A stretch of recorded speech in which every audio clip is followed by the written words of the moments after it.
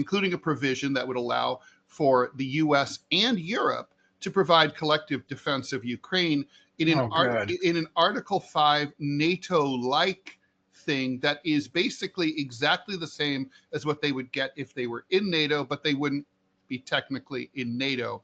So we agreed to robust security guarantees that I would describe as game-changing, U.S. Envoy Steve Witkoff said, adding that the Kremlin also pledged legislative enshrinement of a promise not to invade Ukraine, or in other words, they would sign this into law in Russia or any other European nation.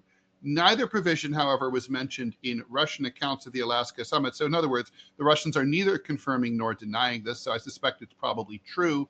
Ukraine's European allies say they're ready to deploy a reassurance force to Ukraine once fighting has ceased. We don't know if the Russians would agree to that or not. There's no word on that either way.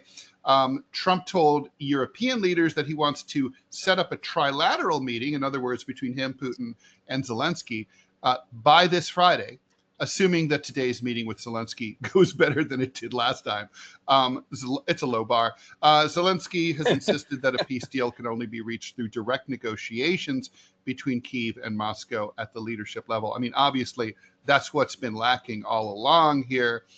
Meanwhile, Steve Witkoff did say specifically, we were able to win the following concession, that the U.S. could offer Article 5-like protection, which is one of the real reasons Ukraine wants to be in NATO, Witkoff said.